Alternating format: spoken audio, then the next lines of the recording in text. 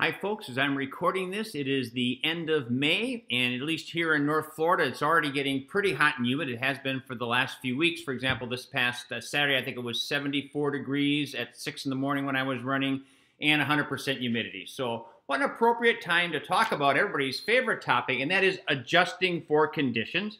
Which I will tell you, the vast majority of people do not want to adjust for conditions. I typically don't want to adjust for conditions. You feel like if you're doing less than was planned because of the condition that you won't be ready for a race. Not that we have many races coming up now, but you know what I mean? And that's not going to happen. So here's what you should really think about. So running is really about duration and effort. Virtually everybody, or the vast majority of people, which I guess is virtually everybody, runs by distance and by pace. So they're going to do X number of miles at X type of pace. But the fact is, running is really about duration and effort. So as an example, long runs are typically 90 to 230 minutes. If you're doing a run at your lactate threshold, it's typically 20 to 30 minutes at that lactate threshold. VO2 max is typically 10 to 12 minutes at VO2 max. Now, somebody's going to do some quick math and say, hey, wait a minute, when I do my intervals, I do way more than 10 to 12 minutes. When you're doing intervals, part of that interval is not going to be your VO2 max yet because you work that effort up. But in totality, it's going to come out to be about 10 to 12 minutes. The bottom line is, generally what training plans are doing is looking at the duration that's wanted and then backing into the miles. Because it's about the duration, it's really not about the distance. And then it's also about the effort. So when we look at the effort, you know, whether it's pace, heart rate, power, and maybe there's something else out there I'm forgetting about, they're all designed to try and get you accurately to get the right effort because your body is not adapting per se to pace, to heart rate, to power. It's adapting to the effort. It looks at the effort that you just had, and if it's something that the body says, I need to adapt to be able to handle this better, then it makes some changes. So the vast majority of runs are going to have some type of effort that you have to be at.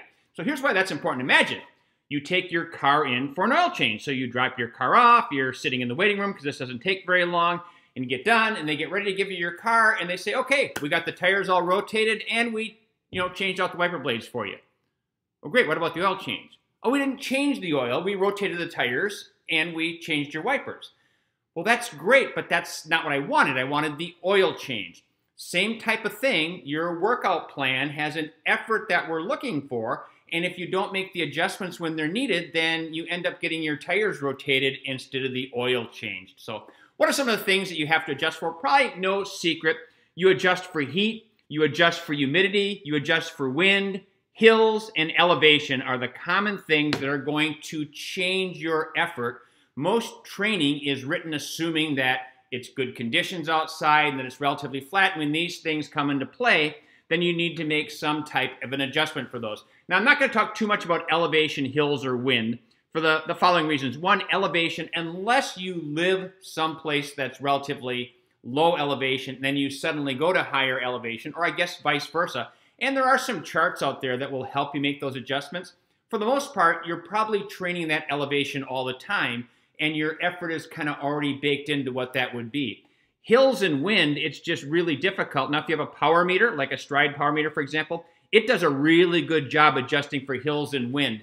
But there's no calculator out there that'll tell you how to do that with your pace or how to do that with your heart rate being the lagging indicator in pace, because hills vary in distance, hills vary in grade, the wind, how strong is it in your face, is it quartering, is it at your back? But the reality of it is, if you have a hilly course or you have wind, you should be adjusting your effort to what feels like the right effort. There isn't any way to kind of calculate what that should be.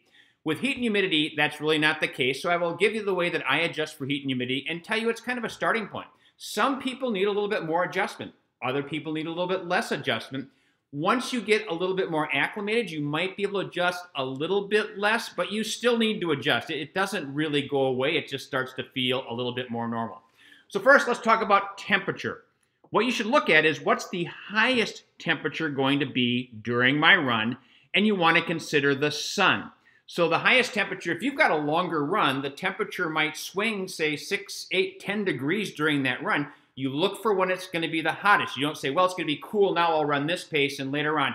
Make the adjustment based upon the highest temperature. And when I say consider the sun, now it's pretty rare for me to be running much later than 8, 8:30 in the morning. So even though there might be some sun, it's not this direct sun burning down on you, so I typically don't have to make an adjustment for the sun. But if you're doing a run a little bit later than that and you've got direct sun, you have to increase that temperature because it's going to feel a lot hotter unless you're able to get in the shade, in which case you're not in direct sun. But the adjustment is I add 1 second to the pace for every degree the temperature is going to be above 70. So for the temperature, you take your highest temperature, you consider the sun, 1 second for every degree over 70 degrees. Sorry if you use Celsius, I just do Fahrenheit. Humidity, same thing. You should look at when the humidity is going to be the highest during your run, and you adjust by 2 seconds for every 5 percentage points that the humidity is above 60%. So 2 seconds for every 5 percentage points over 60%. So here's an example. Let's say I'm doing a 2-hour run and the temperature is going to be 72 to 76 during that time, and I'm not worried about the sun. Then I'm going to adjust for the 76 degrees, which means I want to add 6 seconds, 6 degrees over 70. The humidity is going to be from 95% down to 85%. I'm going to adjust for the 95%. That's 14 seconds. So in totality, I would want to adjust my pace by 20 seconds for that run. So if I was supposed to run a 9-minute pace, I want to be more like 9:20, maybe 9:15. Again, it's a little bit individual, but that's how much I want to slow down. You can find some charts out there that will do the same thing, but for me, it's just as easy to look at the forecast and kind of figure out what that should be.